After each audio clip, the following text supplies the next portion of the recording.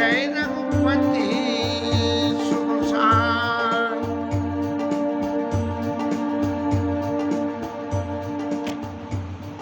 रावण महाराज के जाने के बाद, सीता मैया की अग्नि परीक्षा होने के बाद, भगवान राम लक्ष्मण जानकी और संग में जय बोलो हनुमान की, ऐसे जब वहाँ विराजमान जनक समर्थता समेत प्रभु शोभा अमित अपार, ऐसे भगवान की जो है शोभा हुई है अमित और अपार, जिसकी सीमा न हो, ऐसी शोभा। और ऐसी शोभा को देख के और साथ में चरणों में बैठे हनुमान जी, ऐसी शोभा को देख के सारे बंदर भगवान तो जो है महाप्रसन्न हो गए। अब राम जी महाराज को तो ये कि भाई मेरे को जल्दी से अयोध्या जाना है, 14 साल पूर्ण होने को आ रहे हैं, तो सबसे पहले तो यहाँ जितने नए मित्र बने इनके, उनकी विदाई करो। तो क्या है कि जो सबसे पीछे आया लीला में, उसकी सबसे पहले विदाई हुई। और वो कौन थे? वो इंद्र महाराज के सारथी मातिल, जिनको सबसे आखिर में रावण रति विरथ रघुबीरा, और देख विभीषण भयउ अधीरा। और फिर जब इंद्र महाराज ने ऐसी राम जी की व्याख्या सुनी, और सुनने के बाद में उन्होंने अपने साथी को भेजा। ये जो सामर्थ्यवान लोग बाग होते हैं, जो बड़े पद वाले होते हैं, चाहे वो मंत्री हो चाहे मंत्री का संतरी हो, ये सब लोग इतने स्वार्थी हैं। इतनी देर से भगवान की लड़ाई हो रही थी और इस तरह से लड़ाई हो रही थी, तो क्या इंद्र महाराज को अपने स्वविवेक से ये नहीं सोचना चाहिए था? और क्या भाई हम प्रभु से पूछ लें कि प्रभु आपकी आज्ञा हो तो कुछ मदद हम भी कर दें, क्योंकि आप तो हमारे हित के लिए ही तो काम कर रहे हो। लेकिन और उल्टा क्या हुआ? क्या तासुते समान प्रभु आनंद हर्ष्य देख शंभु चतुरानंद, जब रावण महाराज मर गए और उनका तेज भगवान में समा गया, तो इंद्र महाराज क्या कह रहे हैं कि हम देवता परमतकारी स्वार्थ भगत विसारी, ऐसे हम तो जो है इस तरह से हम तो जो है इस तरह से कहना चाहिए,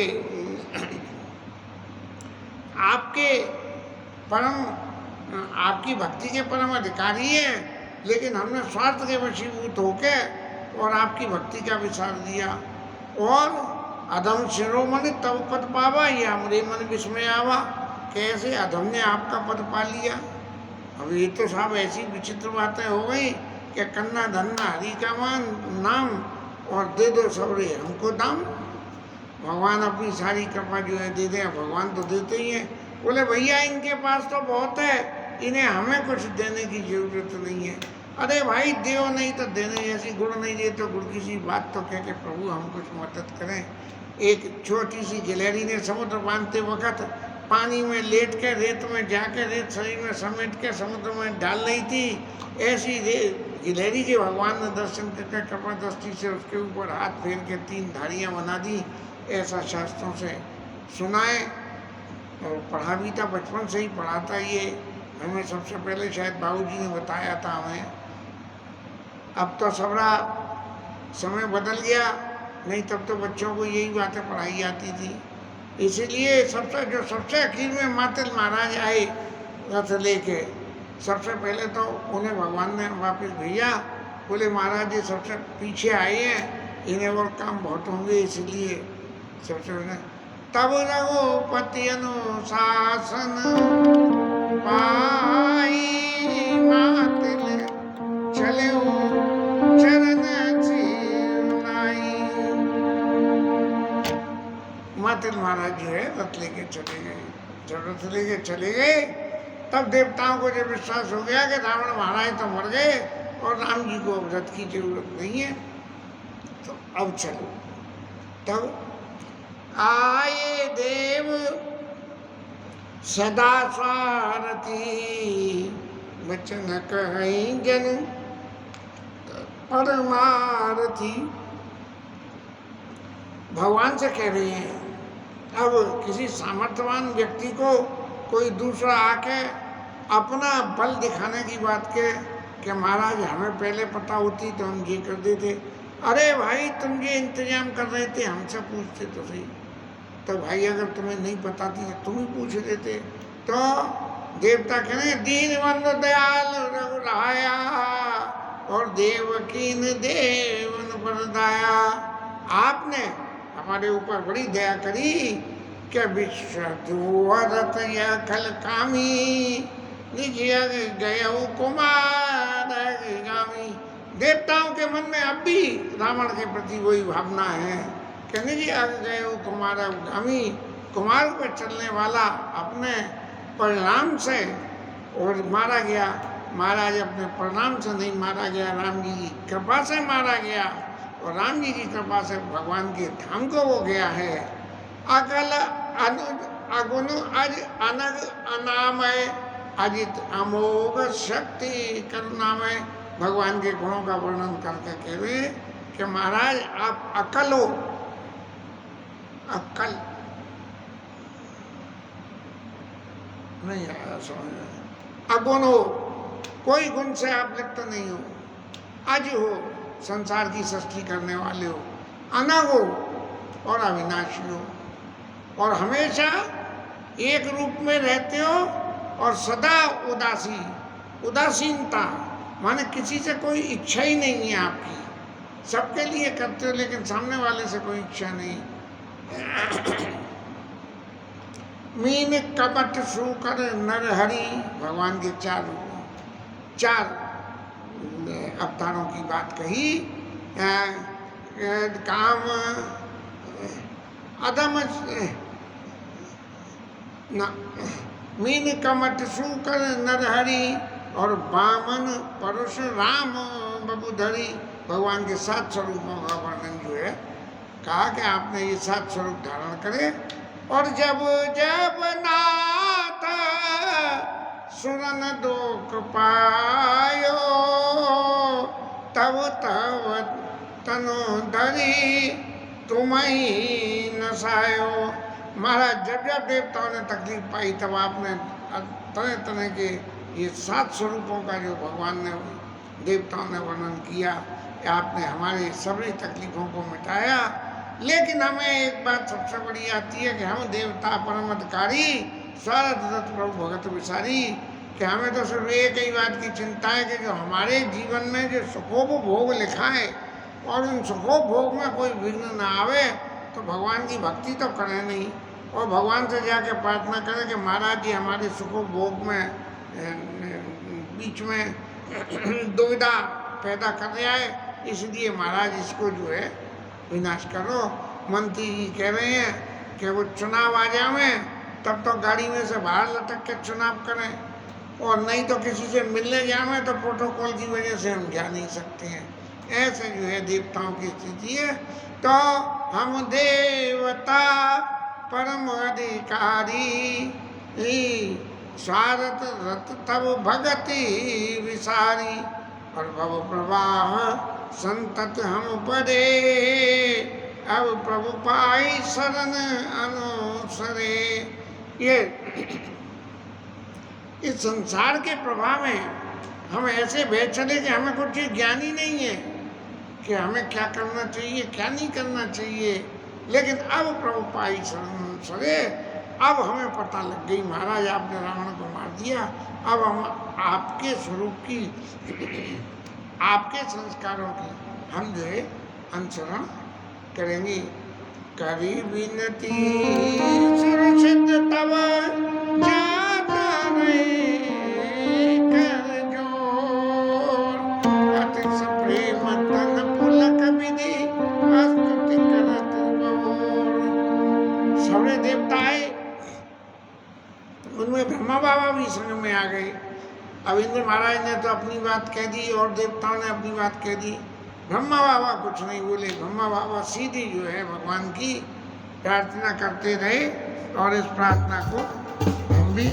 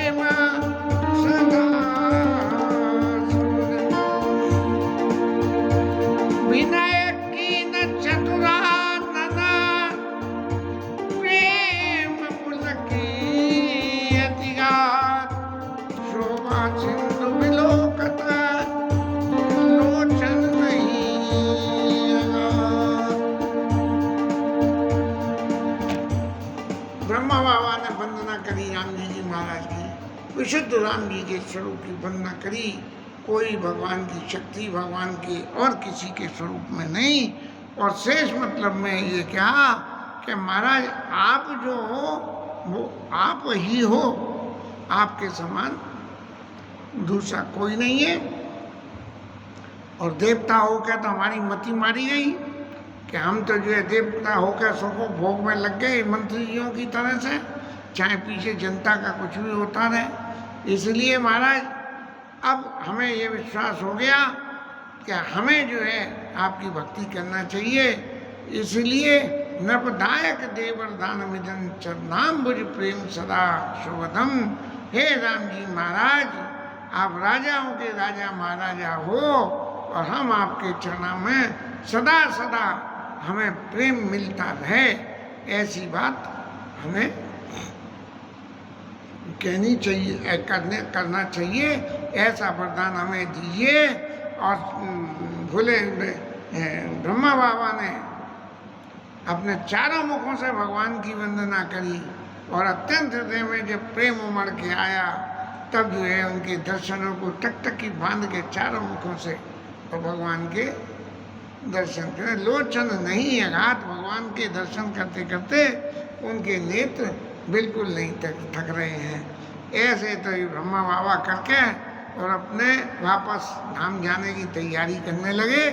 और तभी जो है दशरथ जी महाराज वहाँ पधारे और आके राम जी के स्वरूप के दर्शन किए और आए तो राम जी महाराज ने तुरंत अनुज सहित प्रभु वंदन कीना, आशीर्वाद पिता तव दीना। लक्ष्मण जी के साथ में पिताजी के चरणों में प्रणाम किया और उन्होंने उनको आशीर्वाद दिया। यहाँ एक थोड़ी सी विचारनी बात तो चित्त में आती है कि गोस्वामी जी महाराज ने सीता मैया से दशरथ जी को प्रणाम नहीं करवाया और चौपाई में लिखा कि अनुज सहित प्रभु बंधन कीना। इसका कहीं ना कोई विशिष्ट अर्थ निश्चित रूप से होगा। और एक बात जो मुझे समझ में आती है कि जब सीता जी को वापस अयोध्या बुलाने के लिए पिताजी ने सुमंत जी से दबाव डाला था, तब सुमंत जी को सीता मैया ने कही थी कि आरज सुतपद कमल विदु, बाद जहाँ लगना सुमंत जी से कहा आरत में सनो वयु बिलग न मानव तात। ये ऐसे आर्त वातावरण में मैं आपके सन्मुख पड़ी हूँ, मुझे आपके सन्मुख नहीं पढ़ना चाहिए था। लेकिन मैं आपको एक बात कहूँ कि राम जी के बिना जो है मेरे अयोध्या से जुड़े हुए, अगर राम जी अयोध्या में नहीं है तो सबरे नाते बेकार हैं। ऐसी परिस्थिति की बात को हृदय में विचार के माने माताओं को पुरुषों के सामने किसी भी तरह से नहीं जाना, ये मर्यादा रही होगी। तभी तो जानकी जी ने कहा कि आरत बस सन्मुख भयउ। तो यहाँ भी जानकी मैया ने पिताजी को प्रणाम मनी मन किया होगा, प्रत्यक्ष रूप में गोस्वामी जी ने प्रणाम नहीं कराया। और फिर राम जी महाराज ने कही कि महाराज आपके पुण्यों के प्रभाव से मैंने जो है इस अजय निशाचर को समाप्त कर दिया। अब बताइए, दशरथ जी महाराज तो पहले ही मैदान छोड़ कर चले गए थे, तब उनके पुण्यों के प्रताप से क्या। लेकिन भगवान का स्वभाव है कि किसी के संग में भी यदि रहे तो उसके हर तरह से सपोर्ट करना। इसलिए जो है दशरथ जी को ये सपोर्ट की भाषा में तात पुण्य तात सकल तब पुण्य प्रभाव जी तो अजर निशाचर राहु। क्योंकि आपका पुण्य का ही प्रभाव ऐसा था कि आपके जिस पुण्य के प्रभाव से हमारे में अंदर ये बल आया कि हम इस राक्षस का वध कर दें। अब रघुपति प्रथम प्रेम अनुमाना, अब राम जी महाराज ने विचार करा कि जी हमारे पिताजी महाराज तो धाम में विराजमान थे, राव गए उस और धाम, वहाँ धाम में विराजमान थे, और अब ये ध्यान से धाम से यहाँ आ गए और हमारी लीला संवरण का समय आ रहा है। तो जो है उनने पिताजी का जो राम जी के चरणों में प्रेम था कि राम राम कही राम कही राम राम कही राम तन पर हरि रघुवर वीर राव गए उस धाम, भगवान के चरणों में उस प्रेम को देखते हुए राम जी ने अपने मन में अनुमान किया और फिर पिताजी को ज्ञान दिया। बोले अब तक तो पुत्र भाव से हमारे पास थे, लेकिन अब भगवत भाव से हमारे पास राम जी रहे, पिताजी रहे, तो चितई पितई दीन दृढ़ ज्ञान। क्या दृढ़ ज्ञान दिया कि राम राम सच्चिदानंद दिनेशा नहीं तमो निशा लवदेशा, और जगत प्रकाश प्रकाशक रामू मायाधीश ज्ञान गुण रामू, ज्ञासु सत्यता तेजन माया भास सत्य मोह सहाया, रजत सीप मऊ भास जिमी जथा मानो करिवार, जदपि मृषा त्यों काल मऊ भ्रम न सकई कोई तार। शंकर जी महाराज ने सीता पार्वती मैया को राम जी के स्वरूप की पहचान बताते हुए कहा कि रजत सीपमो राम सच्चिदानंद निर्देशा, सच्चित और आनंद से पूर्ण सूर्य के समान है और उसमें किंचित भी मोह की जरूरत नहीं है। जैसे कि मृत तृष्णा के जल को भ्रम है लेकिन फिर भी नहीं टाला जा सकता है, और सीप में चांदी की भासना होती है, चमक होती है, नहीं है चांदी लेकिन फिर भी नहीं टाला जा सकता। इस तरह से राम जी साक्षात ब्रह्म परस्पर राम, ऐसी जो है वो कौन से सीरियल में आता था, चलो फिर उसे देखेंगे दोबारा एक दिन, कथा में जोड़ेंगे तो सही। तो ता चितई पितई ताते उमा मोक्ष नहीं पायो, दशरथ भेद भगति मन लायो। अब राम जी चाहते तो पिताजी को ये दे देते वरदान कि जाओ महाराज जन्म बंधन के मरण से आपको मुक्त कर दिया, लेकिन पिताजी का राम जी के प्रति स्नेह इतना था, उस स्नेह को सुख में यदि मोक्ष मिल जाता तो उस स्नेह सुख की कमी हो जाती, तो स्नेह सुख की कमी नहीं हो। तो दशरथ भेद कि वो ब्रह्म है और हम जीव हैं, ब्रह्म तू हो जीव तू, ब्रह्म तू हो जीव तू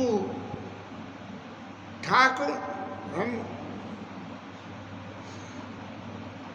ब्रह्म तू हो जीव, ब्रह्म तू हो जीव तू ठाकुर हो चेरो, और